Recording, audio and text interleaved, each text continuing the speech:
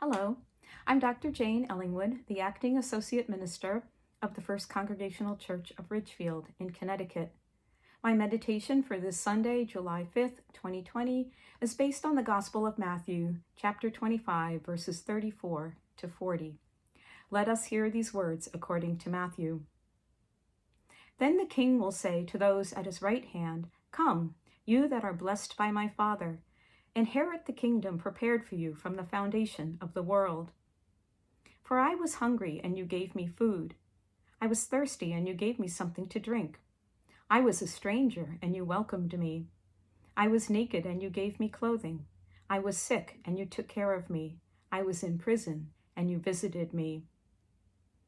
Then the righteous will answer him, "Lord, when was it that we saw you hungry and gave you food, or thirsty and gave you something to drink? And when was it that we saw you a stranger and welcomed you, or naked and gave you clothing? And when was it that we saw you sick or in prison and visited you?" And the king will answer them, "Truly I tell you, just as you did it to one of the least of these who are members of my family, you did it to me." Here ends the gospel reading.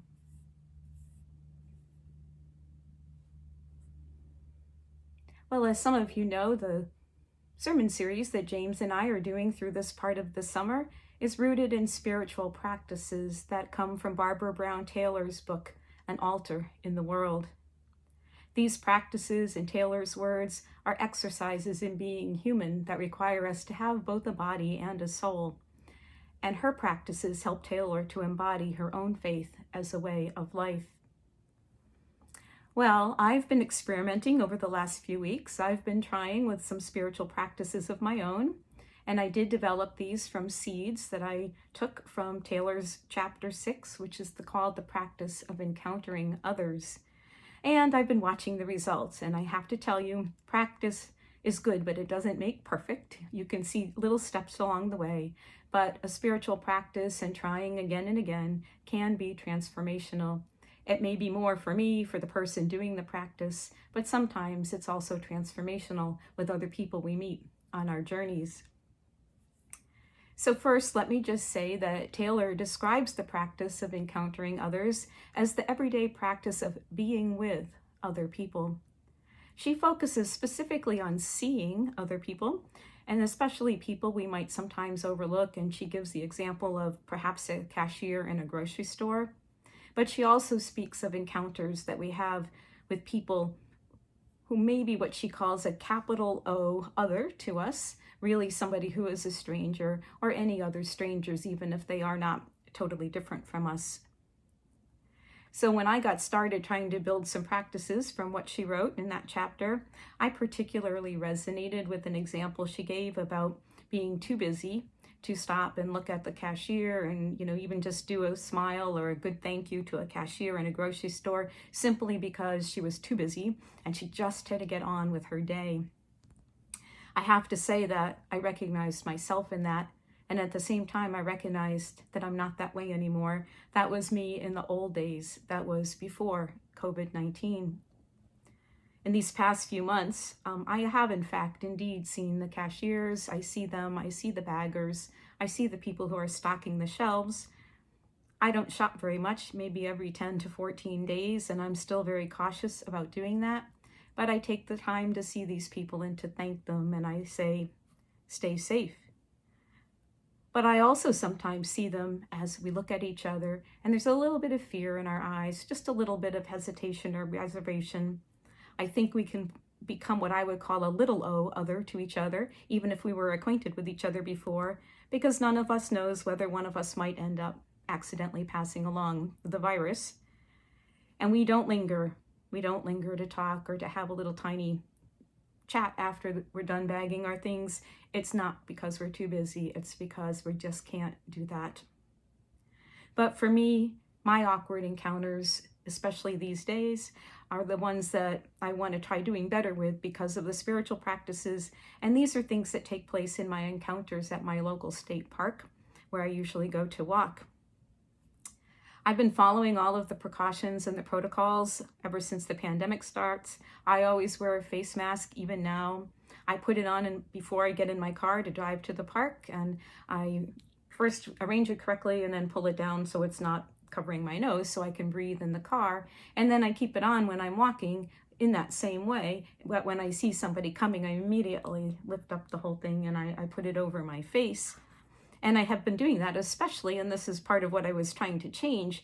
I do this when I see a group of people coming at me, and I do it immediately from the moment I see them, no matter how far away they are, and even more so if they're not wearing masks or they're spreading themselves over the pathway, which some families do.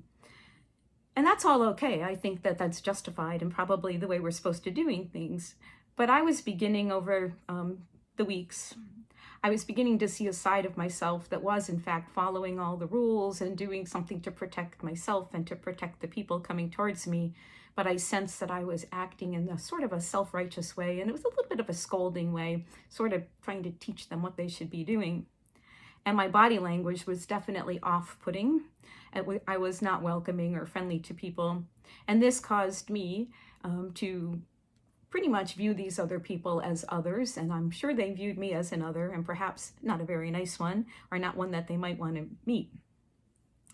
So after I was reading Taylor's ideas about encountering others, I've been experimenting with some encounters. I began my experiments in the afternoon of Father's Day, which was a nice day, and I've continued on my walks since then. And I've ended up having several encounters that were much friendlier and still safe, and I'm just going to tell you about 3 of them very quickly. The first encounter, which was on Father's Day, was with a family of 2 adults and 2 small children. They were walking towards me down the hill. They didn't have masks on, but they did at least follow one of my rules. I have a lot of rules, but they stayed in what I called their side of the path. They immediately got into single file when they saw me, and so they walked by me, and I did push up my mask, as I told you, and I stayed strictly on my side of the path, which I always do, but I didn't get off the path. I did not turn away from them. I didn't turn my back to them. I turned towards them and I smiled at them. I knew they couldn't see the smile behind my mask, but I tried to make my eyes look like I was smiling. And I wished the man, he was a fairly young man, I wished him a happy Father's Day. And it just was so much nicer. They smiled at me and the man thanked me and we went on our way. So that gave me the fuel to do even better later on in the same walk. As I was walking back the other way, going back to my car, I saw a man and 2 little boys from a distance, and I immediately again put my mask up over my nose. And I was close enough, I was still far away, but I was close enough to hear the man say to his boys extremely nicely, because they were spread out over the path and one of them was right in my way. The man said very nicely to his sons, "Come on over here, we're going to walk on this side. This is our side of the path." And the little boy, one of them, the one that was right in front of me, he was really, really not happy about that. And he started to say, "Why do I have to do that? There's no one here." And yes, I wasn't quite there yet. But the father explained to him, again, the father was extremely nice about that. He said, "This woman that is coming, she's going to be on that side. That's her side of the path. And our side of the path is over here." And they went over there. The boy didn't want to, but he went. And when I got closer to them, I really tried to smile as much as I could. I again turned my whole body to them. They weren't wearing masks. I wished the father a nice Father's Day, and he said thank you, and I wished the whole family a good rest of the afternoon. And I thought, wow, it actually felt like we had an encounter. It was actually sort of pleasant, and it was a beautiful day, and I felt that that was something so different from what had happened in the past. So those little baby steps of tiny encounters allowed me to have my best one, which was the next week. This one was a little different. I was walking behind a young boy and his mother, a distance behind them, but I was walking faster than they were. And the boy was about 5 years old. And he saw me coming from the distance, and I had pulled my mask all the way up so it's here. You can only see my eyes. And he was clearly afraid of me. He was very, very agitated. He was actually walking backwards. He was going up the hill, and he was clinging to the front of his mother, and he came up to about her, her legs or her thighs, and he was clinging at her and then looking at me and then clinging at her, and he was just so upset, and you could see that he was afraid and he was scared. And his mom was on a smartphone, and she wasn't not neglecting him, but she wasn't picking up on what was going on. And so this time, I tried a little different exercise.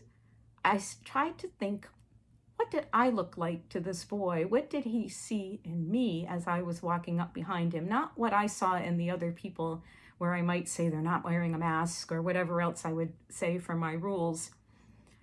And I didn't know. I thought that the boy might have been Latino. I thought that maybe he was Brazilian.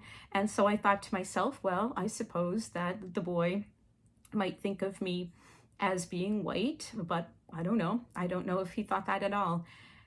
I think he thought I was a big O other rather than a little O other, and I was a really scary big O other. My face was covered, like I said, but also I hadn't had my hair cut yet. Now my hair is cut, but my hair was sticking up all over the place. I looked like a crazy lady. I was old. I'm sure I was much older than his grandmother, and I was moving up behind him, the boy and his mother, fairly quickly. And I felt so bad that he looked so afraid when he was looking at me. And I also didn't want to scare his mother either, because I was coming up about to pass them. So I spoke very nicely. I said, hello, and I looked at her, and she turned and she smiled at me, and she stopped her phone for a moment, and she was very cordial to me. But the biggest thing was what happened with the boy. He was totally transformed. The moment I said hello, he's in front of his mother and he goes, hello, hello, and he beams, and then he went around to the side of his mother that it was away from me, and he said, hello, hello, and then he walked behind his mother where he was closer to me, and he said, hello, hello. And so I echoed back to him, and he and I did hellos, hellos, hellos, and it turned into a totally different kind of encounter. And then this moved forward. A few moments later, I had passed them and I had arrived at my favorite spot. It's a sacred spot for me, and I take photos there year-round of the trees and the pond in all seasons of the year so that I can see the transformation. And there's sort of an unspoken rule at the park that we don't really share that spot with other people. If you see somebody there, you just go by and find another spot. And so I was really surprised when I sensed that somebody had come up behind me while I was taking pictures and was with me. And I realized it had to be the mom and the boy, which was true, it was. They were sitting on the ground. Perhaps she stopped to tie his shoe, I don't know. She was on her phone. And this was the struggle. I have to say, this was a really intense struggle for me. I felt like it was uncomfortable for me to be there with other people. I would have been uncomfortable anyway as a single woman. I'm sensitive when I walk at the park. I felt that, this was maybe a little close in COVID-19, even though I had a mask and they were a little way away from me. But I decided, and this took intentionality, this took a change inside of me, I decided that I could share this spot. It was not just my sacred place, my sacred spot, it was ours. And the boy and his mother, they needed that spot. They needed to take a little rest. They needed to tie the shoe. They needed to get ready to continue their walk. And I also noticed that the boy seemed quite content. He was very happy there with his mother. He was happy with me there too. It seemed like a companionable moment or two. So I stayed, I took a few more photos, and then I went on with my walk.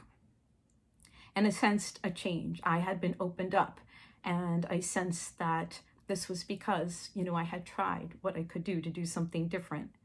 And I also felt that the boy and I had seen each other as an other in the beginning, whether big O or little o, we were an other. But by the end of the time, we were just another, a single word, another person enjoying the park together on a beautiful day.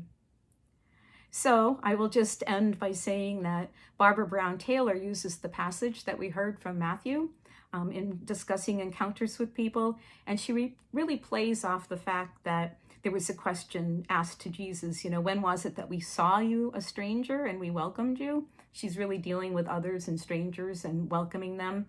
But there's the other questions too. When did we see you hungry or sick or thirsty? And Jesus, as he sometimes does, he doesn't really answer the question. He doesn't say, you saw me when, you welcomed this other person. Jesus simply responds, truly, I tell you, just as you did it to me, just as you did it to one of the least of these who are members of my family, you did it to me. And Taylor points out in her own way that we have to see other people first before we're even able to see what they need, how we can help them, whether it's welcoming them because they're a stranger or helping them in another way. And if we don't see those people, according to what Jesus has said, we're not going to see him, and we'll never be doing anything for him or because of our discipleship. We're going to miss out in big ways. And I will add to that, based on my experiments with my spiritual practices that I told you about, that we also can try to imagine how other people are seeing us, how they are encountering us. Do they see a stranger? Do they see an other with the two words, or do they see another person who also sees them and welcomes them? And how do they see Jesus? Through us. May the Lord Jesus Christ continue to bless us all on our journeys. Amen.